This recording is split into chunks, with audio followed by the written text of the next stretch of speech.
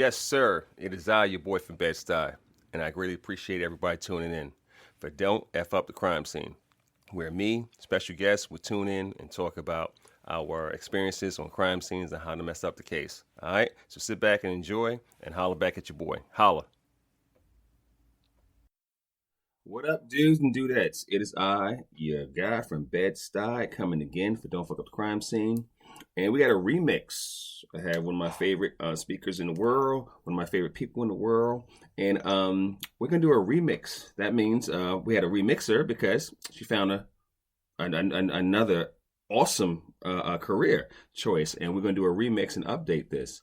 So we're going to read her in real quick. And before we do that, let's get a sponsor. And we're going to go with our newest sponsor real quick. It's the Animal Control Report. The Animal Control Report, Dan Edinger and Ashley Bishop, they do a podcast, and it's awesome. If you want to seek more about Animal Control Report, go to www.keepithumane.com. That's www.keepithumane.com, and you can get 10% off with this submitter code. The submitter code is AC Reports. That's ACREPORT. Okay, and again, the newest sponsor is going to be the Animal Control Report, and that's on Dan Edinger, and that's going to be Ashley Bishop. So shout out to them. All right, it's 10% off. AC Reports, holla back. So let's read you in real quick. Bekah Weitz, I spoke to you back in July, and we put it down. We're going to do a remix on this. You have extensive background. You've been doing this for a long time, 18 years total. Animal welfare. You was worked in Wisconsin Department of Ag. You did the programs manager up in Minnesota with the Board of Health out there, Animal Health, and then ASPCA. You was a caseworker, and now you got a new position, and and your home state because you moved from Wisconsin. You up in Michigan now. Is it okay if I say where you at? Is it okay? Yeah, absolutely. Okay. You're going to be at Michigan Humane and Director of Community Engagement, and this is going to be called Community Engagement Episode 66. Episode 66. So we're doing a remix on this. Bekah, welcome to the show. What's up, girl? Hey, thank you very much. Yeah, I'm very happy to be here. I'm very happy to be able to talk about my new role with Michigan Humane. It's really exciting. Before we get to the easy eights, because we do the easy eights, let's talk about the new role and how excited you are because you have so much to give to our career. Our career is animal welfare, animal cruelty, animal control, humane law enforcement, and what happens. Now, this new position of Director of Community Engagement, what does that all detail and entail? Yeah, so I think anybody who's done any sort of animal control or cruelty investigation work for any hot minute knows that 90-some% of the work is just education of the public. Sure, animals get confiscated sometimes, tickets get written, but most of the time you're just trying to improve the life of that animal the best way you can. And a lot of times that's educating that owner as to the proper shelter, the proper food, the proper vet care, whatever it can be. And I think that we have come a long way since, 18 years ago when I started in this field, where it was just take animals away, write tickets, send them to jail. That was kind of the focus back then. Mm-hmm. And now it's more like, hey, these people are going to keep getting pets. Everybody's going to keep getting a dog and a cat or whatever. So how can we do this in such a way that we have the best outcome for the animal, the best outcome for the people, and the best outcome for the community at large? How can we provide resources? Can we do pet food pantries? Can we do low-cost spay-neuter clinics? Can we do education programs? Can we do on-site visits to do evaluations for whatever the case may be, for housing or temperament or whatever? What can we do to ensure that animals can stay in homes in the best environment possible, so they don't have to get seized, so we don't have to write tickets, and we can really concentrate our efforts on helping the community, and then in the worst case scenario, doing seizures for those animals, and not spreading ourselves thin, just seizing animals all over town, being the big bad dog catchers that the media likes to portray us as. So I think that's the most important thing that we can do, is to help our community keep pets in homes, keep them there humanely, teach people how to care for their animals well, let them pass that education on to the next generation, make a real serious change instead of just removing one animal from one situation where we know that person's going to turn around and just get another animal. All right, so I have a few questions for that, and matter of fact, let's get to let's stay on that real quick. So again, this is Don't Fuck Up the Crime Scene, episode 66. Got the remix coming in here with Bekah Weitz, and she's the new and improved director of community engagement of Michigan Humane. I know the area up there well. I should be coming up there in Livonia, south of you guys, by the airport. I should be coming up there in September, October. So I got to see you. Got to go out. Yeah, I'm gonna take you to dinner. My favorite place. We gotta go. Okay, so let's hang out. Let's hang out hard, and then have a good time and everything. I know your family. Everybody's good people. Your kids are getting big. I can't understand that. No, I have grandkids now, so you know how that goes. So which is crazy. Which is crazy. Did you see my ink? Did you see my ink when I got my ink? Yes, that's awesome. Yeah, I'm not. I haven't caught up to you yet, but So I'm about to. I want to get a few more over here, because I'm only gonna do my right and then the family crest on my left, and I'm done. Nice. So because I've been watching Ink Masters on the reality show. That's just intense. Okay, so as far as the job and everything, I got a question for you. Responsible pet owner classes. Now, I believe in trying to make sure people understand what the responsibility is to own a pet, because it is a choice. It's not a right. So with that being said, how do you do, and are you into the responsible pet owner class? Is it before, during, after? And do you have anything set up for trying to inform or educate new adopters or potential? Well, definitely there's an education component to new adopters. I mean, I think that's kind of a standard at most shelters nowadays, is at least a leaflet goes out with them, right?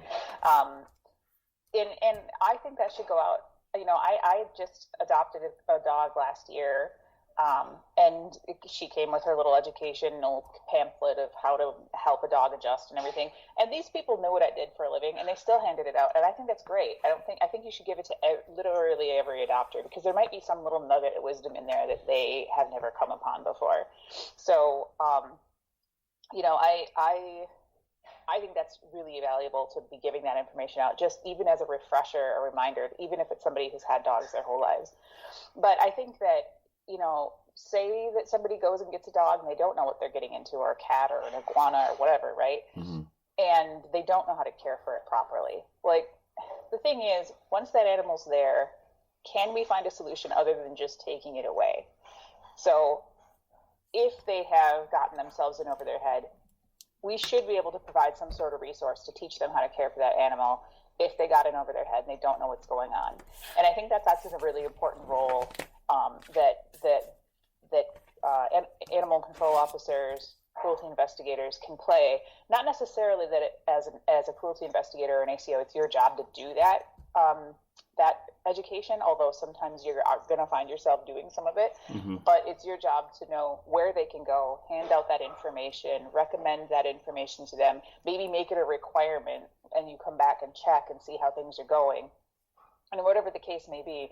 But being able to provide those resources to your community and connect those people with behavior classes or pet food pantries or a low-cost veterinarian, those things are important. And that's hopefully, I see a future where animal control knocks on your door and you're not afraid to open it, because you know that they might be there to help you with a situation where you're in over your head. And instead of somebody saying, I don't know how to deal with this situation, but I'm afraid to ask for help because they might just fine me or take away my animal. I remember vividly a case many years ago when I was a cruelty investigator in Wisconsin, where there were two very sweet pit bulls that were confiscated from this woman. And really the basic summary of the story is that she couldn't care for them. She didn't have the resources, but she was afraid to ask for help because she was afraid of what people would think of her, and she was afraid of how the police would treat her or the animal control officers would treat her. So she just kind of shut her door and shut the dogs away from the world, and they ended up starving and becoming emaciated. Mm.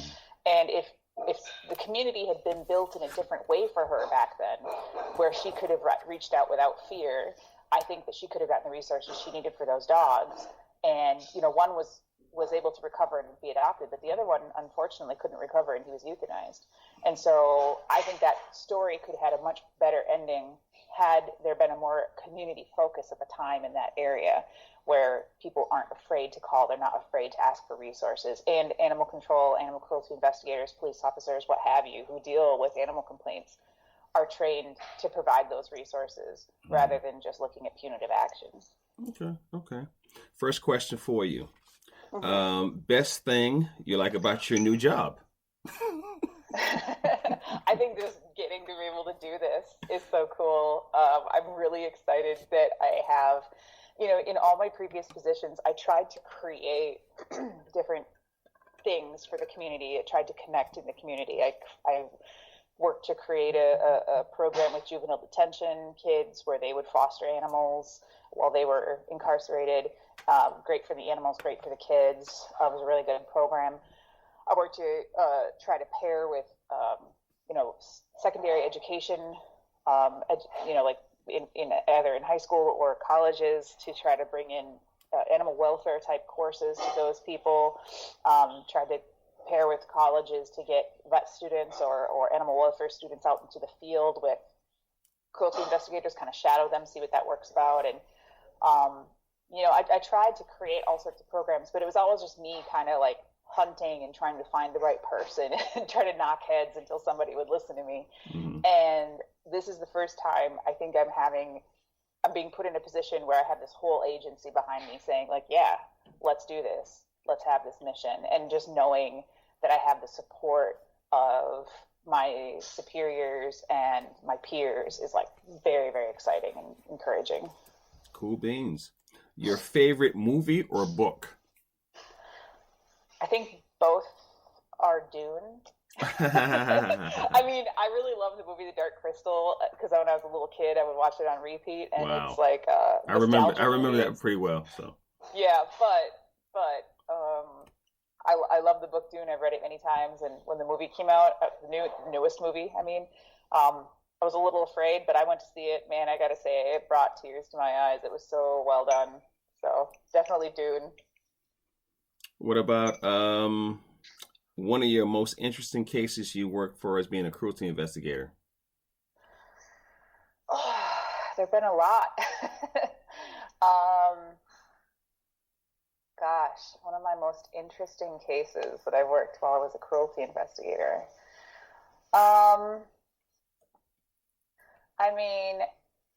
I think sometimes you have like one of these moments where you're just surprised at the connections that you make. Mm-hmm. And I think, so it wasn't really an interesting case as far as like the scene. I remember when I was working with the ASPCA,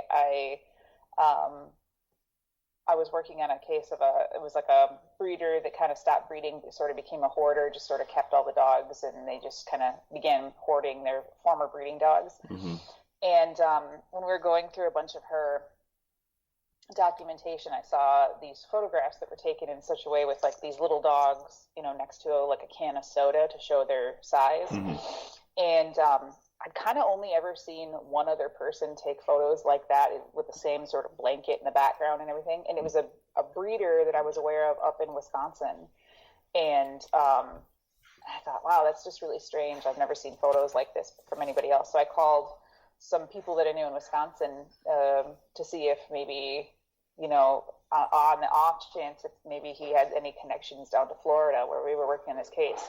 And lo and behold, they were trying to find a connection to Florida because they had kind of heard that he might be selling dogs down there, but they didn't know for sure. Mm-hmm. So I think maybe that was just interesting as far as like, what a weird coincidence mm-hmm. that happened. It happened to be that, but I think, I don't know, I think maybe one of the most interesting was probably this case I worked on when it was actually prior to my work with the ASPCA, but they had called me and the sheriff's office had called me in a mutual assistance request. It was in Wisconsin, and the ASPCA was helping them too. It was a guy who bred yellow labs and he had some mental health issues, and he thought these dogs were like really special pointing Labradors, and that they were going to be this new breed.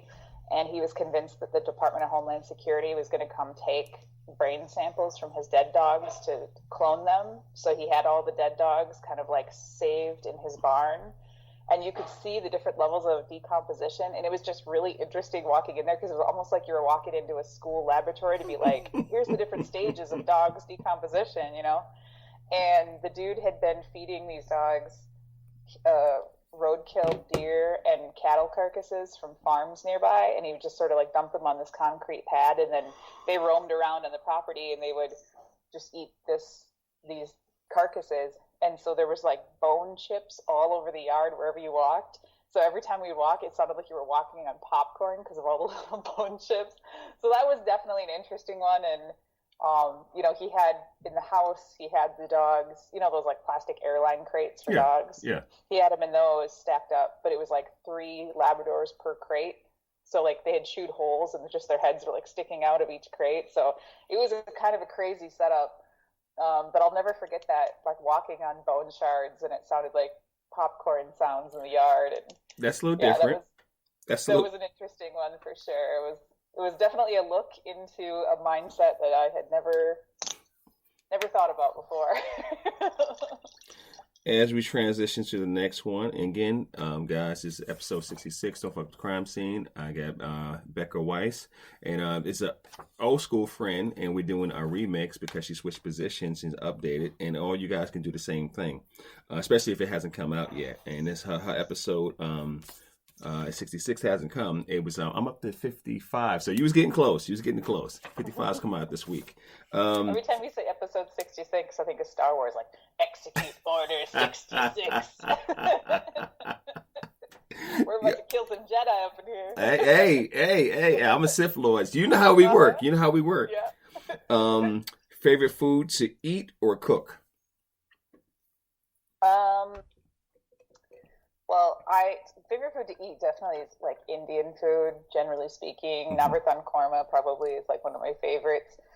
There's a place near here that makes some sick mulligatawny stew and some lamb samosas that I could just eat that every day. But I can't cook it.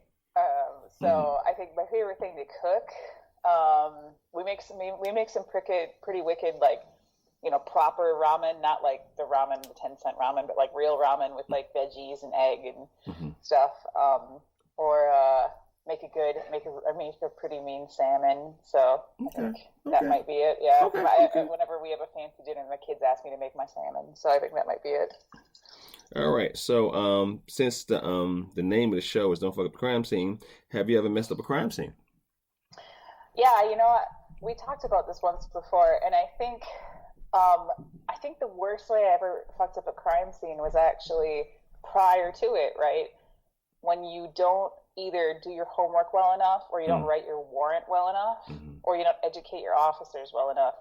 And I can definitely think of a couple cases where either I was there with non-welfare trained police officers, and I didn't take the time to really educate them on what we were looking for, what different objects look like, what paraphernalia looks like, how to handle yourself on a crime scene where your evidence is living, that kind of thing. Which is totally different from non-living, right? Totally, yep.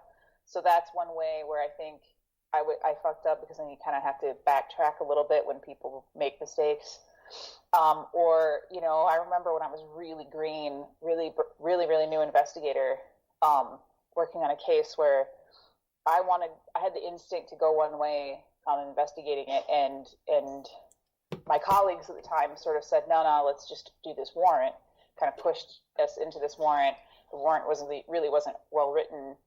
And I shouldn't have done that, because we weren't ready to go to warrant yet. We didn't have, you know, enough. We should have spent more time investigating, but I was young, I was new. I thought, these people know better than I do. And so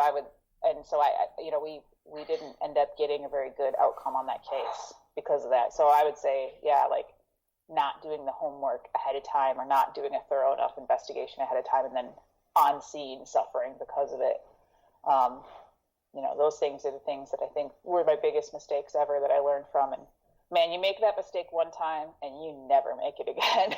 I'll tell you that. Well, the thing is, like, I tell some of my dude and dudettes, my listeners, stuff like that. I'm into checklists. I'm into checklists big time. I'm into walking through several times before I leave a scene. Yeah. Because we leave equipment. I left a nice light, a nice flashlight. I left. You can leave stuff on a scene because there's so much going on. I left my favorite leash at a dog fighter's house in South Carolina. Mm-hmm. I'm like pissed off to this day that he has my leash. Yeah. You probably had a trophy, on the wall somewhere. But the thing is, I left this, and it pissed me off because I wrote a grant for that, and I got pieces. I got a whole bunch of stuff, and you know what I'm saying? ASPCA, a $5,000 grant. This is back in the day, back in the day, and I was like this, and it was one of those searchlights like the firemen have, stuff like that. It was really sexy.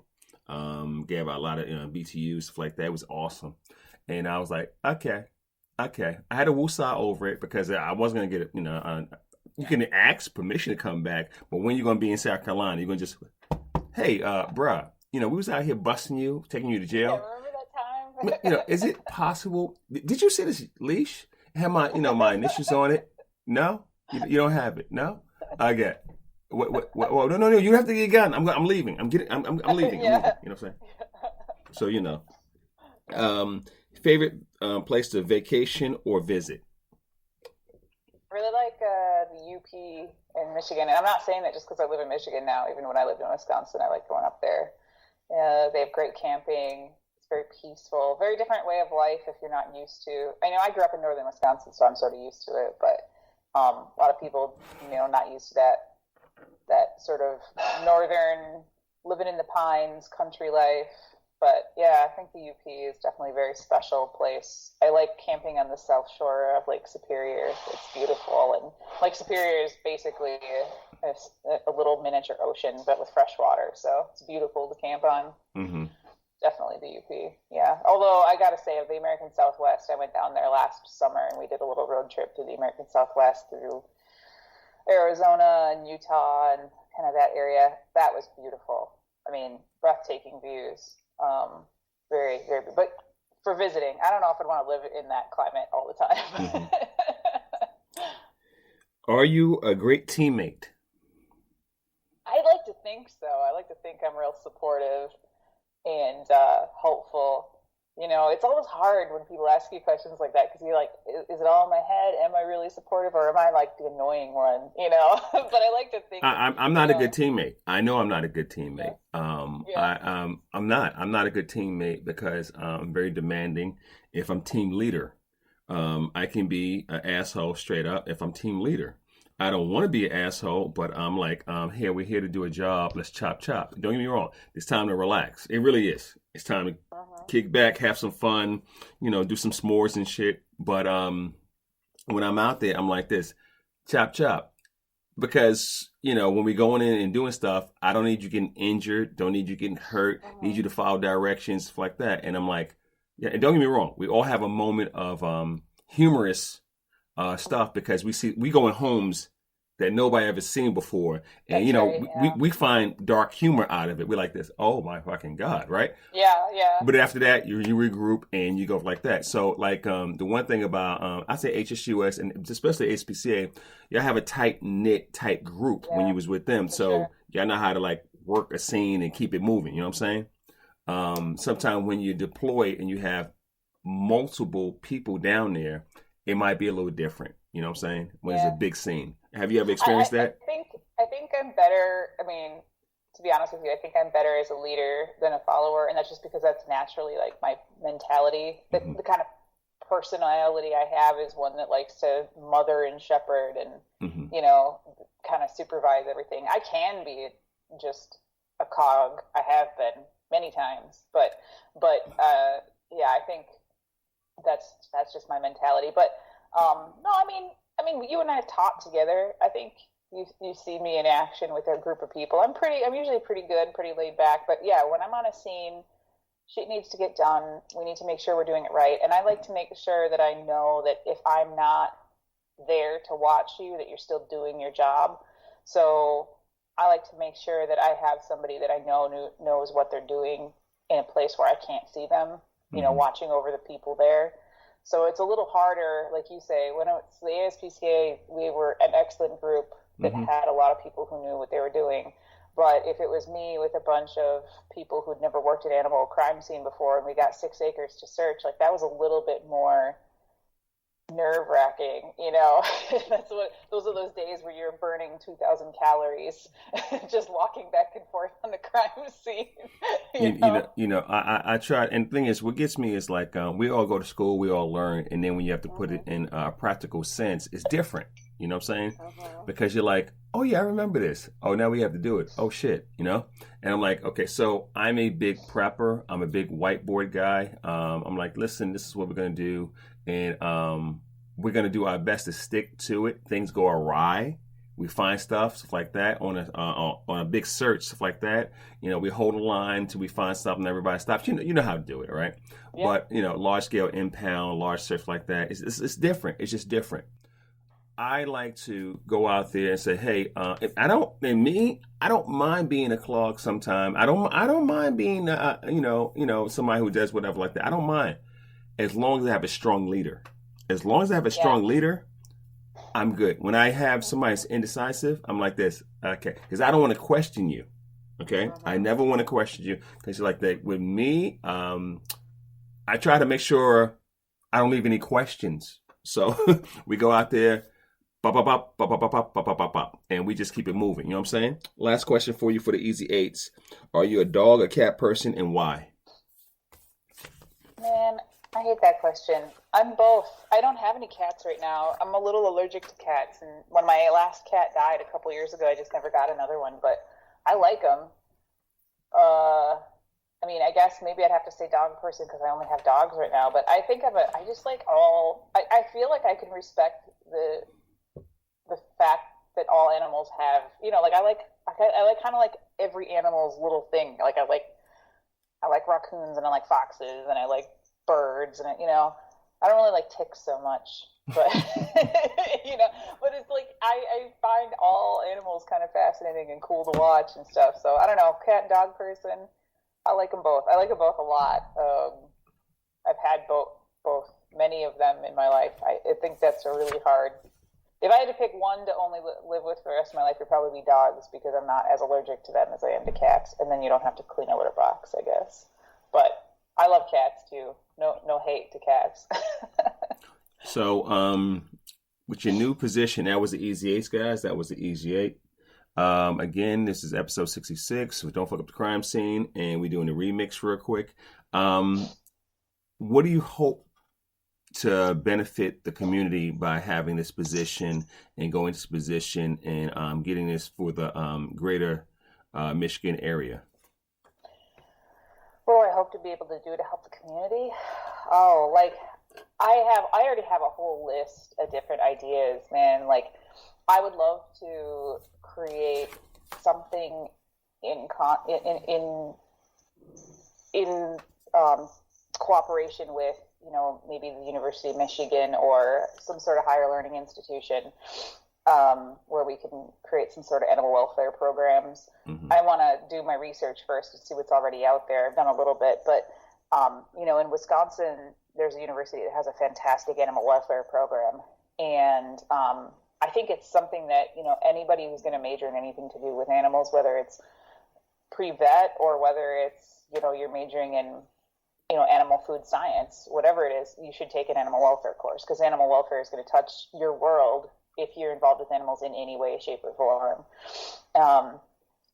And I think it's important to kind of learn those things. We depend on animals in our lives. They're part of our lives, whether it's companionship or whether it's entertainment, food, fiber, they're part of our world, and knowing how to care for them appropriately is really important in any of those situations.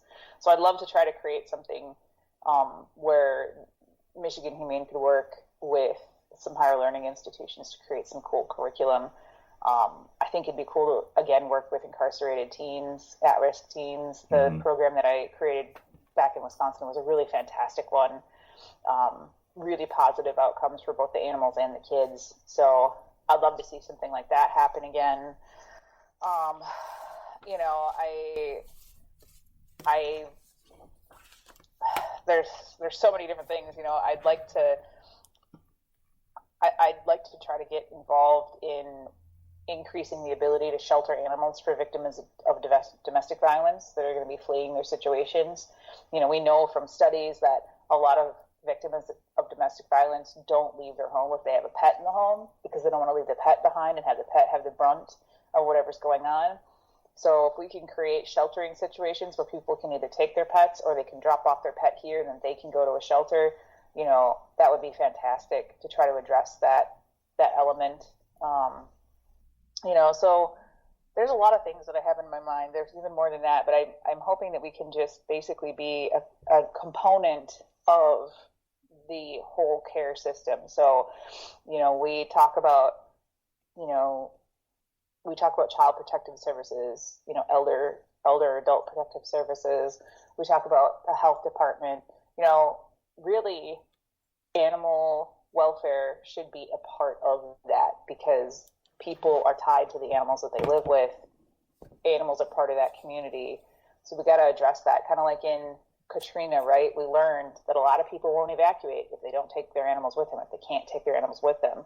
And what a loss of life that was in Katrina. So now FEMA, what do? Every natural disaster, every hurricane for sure, they set up an animal sheltering area along with the human ones, because they got to move those animals out so that people will leave.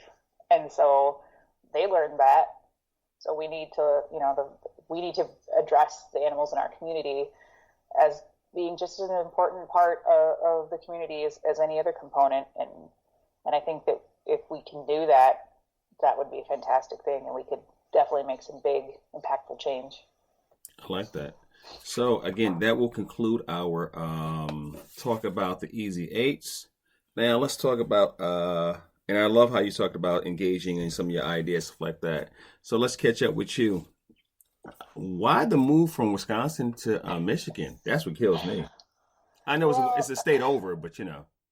It is, but it also isn't though, right? Because if you're driving from Wisconsin to Minnesota, it's just you drive over a river, over a bridge. Mm-hmm. But to get from Wisconsin to Michigan, you have to drive around lakes. And mm-hmm. So if you could drive across the lakes, it would only be maybe 8 hours from one side of Wisconsin to the other side of Michigan. But as it is, to get from where I moved in Wisconsin to where I live now is like a 12 or 14-hour drive. Are you serious?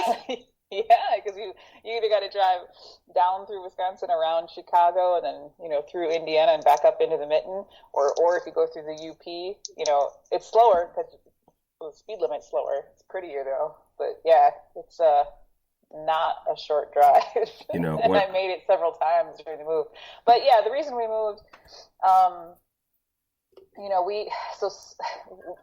both my husband and I, you know, grew up in Wisconsin, but and our families did too. But then, kind of inexplicably, most of our families kind of just started moving to Michigan. You know, he already had an aunt who lived here. I had an aunt who lived here, and then his younger brother moved here. Then he met someone, and they got married. They started having kids, and then my sister moved over here, and my brother-in-law, and they moved to Lansing, and so it's like all our family just kind of started moving, and then, you know, we had some family, you know, health issues where we're like, hey, you know, we kind of want to get the families close to each other so we can help out while you know, this is happening. So I was like, you know what? Every summer we're spending however much money to go over to Michigan for a week to visit all our family anyway, and now, you know, with health issues popping up where we're going to want the family to be able to help, we should just move there. And at the time, you know, I had a job that I could take remote, and so I'm like, you know what, let's just do it. So we did it, and I'm so glad we made the choice. I live in the Detroit metro area now, so about 30 minutes outside Detroit, and I just love it. It is a fantastic area, so cool. I can't say enough good things about where I live. You know, I think I might be buying a property up in Michigan, Yeah, in Detroit. Yeah, a condo. nice. Yeah. I mean, I'll see what's up and everything. It's like, I'll see because anything under 200, I can kind of afford. So I'm like, okay, and I gotta see the area stuff like that. I know Detroit. I know Detroit a little bit. I've been up there quite a few times. I, it gets a bad rap. It gets a very bad It rap. does. It gets a worse rap than it deserves. There, don't get me wrong. There's bad parts of the city. There's bad parts of a lot of cities. Hmm. But man, the beautiful thing about Detroit is the people. The people make it what it is, and there are amazing businesses, amazing organizations in Detroit. There's a really, I mean, like top of the line Arts Institute. The symphony is amazing. The restaurants are amazing. The music scene is great. I think it's just such a fantastic city. And yeah, it gets a bad rap because it had some economic challenges, but it's really come back as like a phoenix. And I think everybody who thinks they know what's up with Detroit should actually visit, because you'd be surprised how cool it is. I like Plus, moving to Michigan's a good idea right now. We got a lot of fresh water. like I said, I enjoy when I go up there. Like I said, I was up there last year. I did a dangerous animal class, a 16-hour class. It rocked. It really hit everybody. Everybody was like, okay, okay. Yeah. So we might bring that back. They have a spring and they have a fall. So we're gonna come down and try to do the fall. Make sure it falls in line because I usually see you once a year at That's right. it was well, I won't see you In this year, Wisconsin. but No. yeah, but hopefully I see you when I come up there. So anything you want to promote, anything you want to get out before we leave? I think, like I say, I am just getting into this role, and so I don't know exactly what right now is going to be our big thing. But I would just say, if you're interested in some really cool, amazing programs that are happening in Michigan, if you want to kind of see what's on the front lines of animal welfare, Michigan Humane is just a really great organization. I mean, I think those of us in the profession know Michigan Humane is one of the better, one of the biggest, best, animal welfare organizations out there. One of the oldest too, and just they have some really great. I should say we have some really great programs, some really great community resources. And I think like just going, if you just check out the website, check out what's happening, see what we're up to. It's a fantastic thing. But also, I would say in your local community, wherever you are, see what kind of situation is happening with your welfare organization. See what they're doing for the community. See how you can help.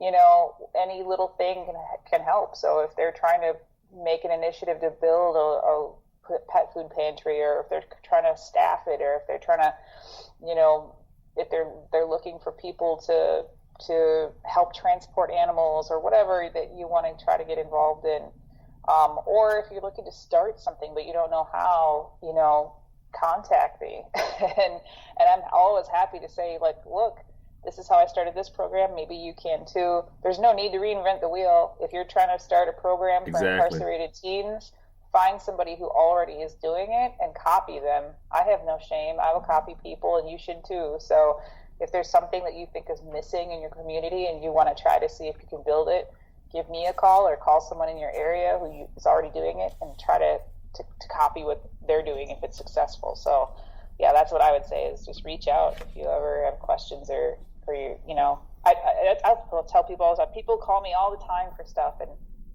I want them to. I want anybody in the whole country to be able to call me and say, hey, how did you do this program, or how did you write this warrant, or whatever. I'm always happy to help. I appreciate that. And a lot of people don't understand how to write warrants. I was talking with Liam Hughes out in, where's he at, New Mexico right now?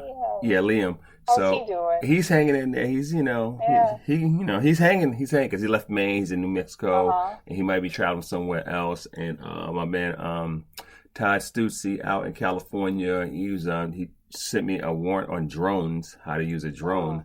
And like I said, so I collect warrants, and I'm like this, Yeah. okay, because it's interpretation. You know what I'm saying? Yeah. It's interpretation, and then the guidelines. will fairly be the same, but it's interpretation. And once you get the warrants stuff like that, and things can be mitigated in court later on, but you gotta make sure it's just legal. You know what I'm saying? And the judge makes it legal. So all you gotta do is paint a picture to the judge, and it's legal. But I appreciate you coming on. Hopefully, I see you in upcoming months. I'm going to.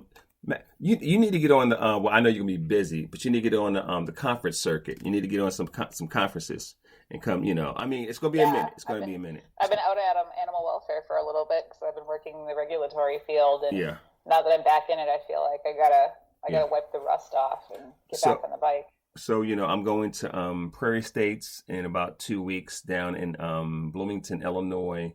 And then I go to, it's another one. I'm going to Tennessee, which is going to, Franklin, Tennessee, with about maybe a half hour outside of Nashville, which will be fun. Will be a lot of fun. Okay. If you go to Tennessee, you should send me the details. One of my very best friends lives down there, and I'll take any excuse to go see Shannon. She's an old coworker from the ASPCA. She worked in our legal advocacy department. If you ever need to talk to someone who knows the ins and outs of animal welfare I will law, send you the information as we get off of it. I'll send you the dates we're going to be there because there's a short conference. You come in that Sunday. And we're out that Tuesday. But a lot of conferences are being short because nobody got money. But I'll send you the information on that. And I ain't gonna lie to you, because it's my first time going to this one. But the Prairie States, I've been there several times. I think I've been. The first time I went to Prairie States was way back in like 2000. I want to say 2009 or something. Yeah, 2010. way back, long time ago. So now I'm trying to get out on the West Coast, Portland, Oregon, stuff like that. I'm to Oregon, not Portland, Oregon, a few of those like that. So I'm trying to actually, I've never been to California, so never been to California. So wow. Yeah, and I'm gonna have Eric Sackett from HSUS. The God, I'm going to try to get him back on because I had him on one time and we called the lawnmower episode because I had a lawnmower going on in the background and we were talking over the lawnmower. He's like, yeah, okay, like this back and forth. That shit was crazy. So, and Eric is a good sport. He's a really, really, really good sport, good guy. And we talk here and there. I was like, hey, I got you. He's like, hey, no problem. So I think he lives in Sacramento. So I'm like, hey, I'm on speed dial. So, Eric, good people. So I'm going to try to have him on for season 4. I'm about to drop some solos because I got a few solos to do because I haven't done solos since my first season. So I have a few solos to do, and we're going to talk about some shit. But I got a few things from you I wrote down that I'm going to actually use going into a few of my things I'm going to do. I wrote back on a few things, talking to you, education program. We didn't get to RTOs, but we got responsible pet owner, like that. There before that, after that. We got a few things on because when you talk, I listen and I write stuff down to ask you questions. So the next time I have you on, we're going to go into you be seasoned, you be there, and we get you on for season 4. Is that good? Yeah. All right, girlfriend. Miss you much. Hope to see you in September, October. Yeah, you holler at me and I'll take you out, show you the town. Okay. I have to go to I think it's with Detroit 75. It's some restaurant everybody talks about. It's some like restaurants. It's like a dive. I've got to hear their fries because they refry their fries like 3 or 4 times. So we got to try that. All right. There's some damn good food in this area. That's what I'm hearing. You could spend a month here and still not find all the good food spots. I gotta say, I mean, if you get time to go to Dearborn, I think everybody in the state agrees that Dearborn has the best food. It is the highest concentration of Middle Eastern people in the entire United States. Really? They have some, it's better than Greektown? Oh, I think so. I love Middle Eastern food. It's like off the hook, like Egyptian food that you will write home to your mama about. Like, it is amazing. Like, really? Yeah. I know there's this one great like Indo-Chinese place over in Royal Oak that I cannot get enough of. They're amazing. So yeah, there's some There's some very good food. So I gotta drop some weight. Before. She's trying to say is bring your appetite. Bring your appetite. Yeah, there's a good Cajun place. Oh, I'm already hungry. Look at that. All right, girlfriend. I'll talk to you later. And this is Bekah Weitz in episode 66. And don't forget the crime scene. And we're out. And that's a wrap. Greatly appreciate everybody tuning in. It was a pleasure. You know, I always have fun talking my stories and all that good stuff. So again, tune in to dfutcs.com. Don't F up the crime scene. Holla back at you guys later.